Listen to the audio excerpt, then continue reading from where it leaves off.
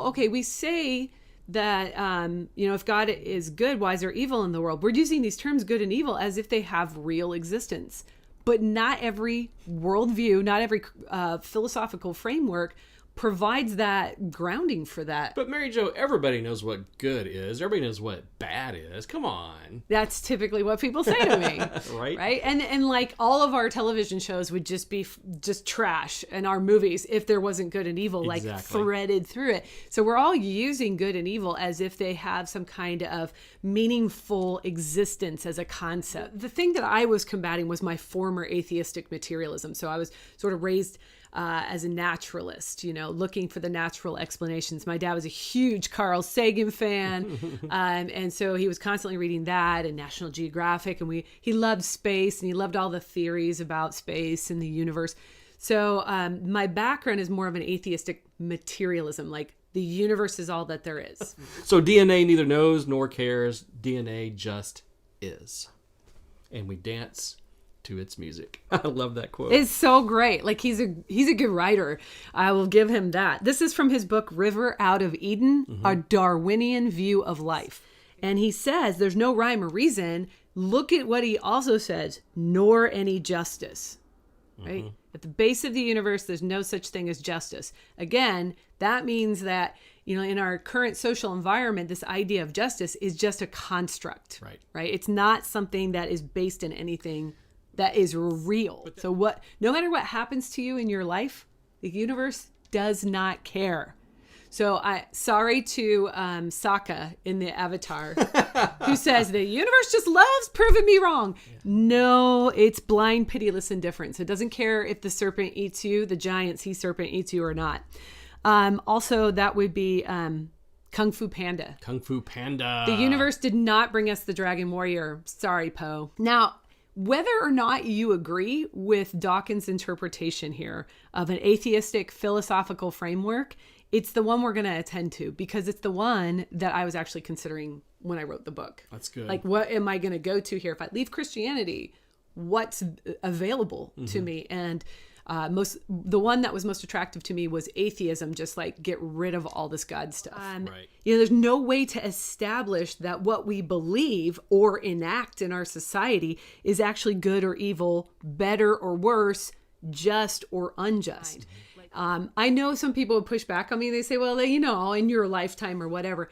I'm one of those people that likes to go, yeah, but where are you getting that from? Where does that idea come from? Is it just a social construct that we've just come up with because it's making things better right now? But if that's the case, then 50 years from now, we may actually hold a reverse view of that. So we have no plumb line. We don't exactly know what we're trying to accomplish. It just whatever the whims of the day are. Most of the atheists that I meet and that you've met are people who are always against something, but they don't ever propose something that's of a intellectual value that we can go, oh, that's why we can say there's no God. That makes sense to me. Okay, so there's no God, therefore I'm going to live by this with a moral standard, and I can be okay with myself. Right. We just don't see that. It's always the reverse, attack, all of the worldviews that are out there. Right, and I mean, I would say, well, those aren't philosophers, right? The atheist philosophers have tried to outwork, like Nietzsche really tried to outwork his philosophies into everyday life. And, you can find those guys. For me, it's a little tough because like Hume and his attack against the miraculous and his attack against, sort of God in general comes in the 1600s. So we've had like 400 years of developing atheist philosophy. And so atheists who are just like saying there is no God, but I'm not going to say what else, or not going to say how I know what's good and evil. Like, it's kind of time, if you're going to call yourself atheist, to commit to something. Like, what is your view? Is it this? Do you agree with Bertrand Russell, or are you sort of the Dawkins, Dennett, Harris, Hitchens type, the four horsemen of the apocalypse, as they call themselves, or the new atheists? Is that yours? Or are you more of a Nietzschean, or where do you land?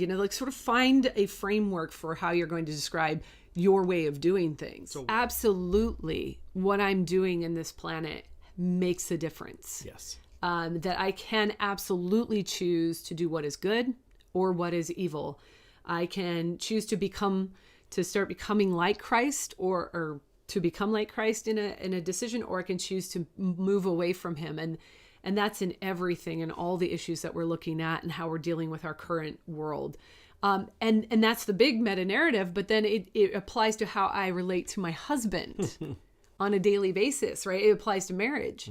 So I can choose to do the things that uplift you and are good for you and are good for this relationship, or I can choose to wall up into my selfishness, be unjust in our relationship and serve myself. That's good. Rather than to serve you, because that's good and a beautiful thing to do. It actually can nudge me back towards belief in God. And that's what it did for me personally, was that considering a world where there's no good or evil, there's no purpose, meaning, or intention to any of our suffering or pain. Those words are only relative to individual people, because what's pain and suffering? They're just words. Just words. Make the unbreakable vow.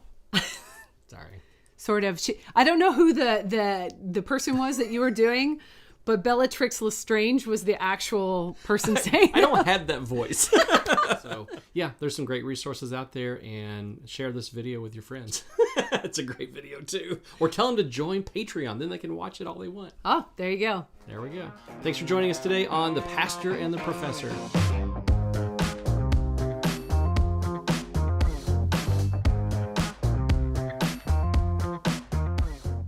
I love these new glasses.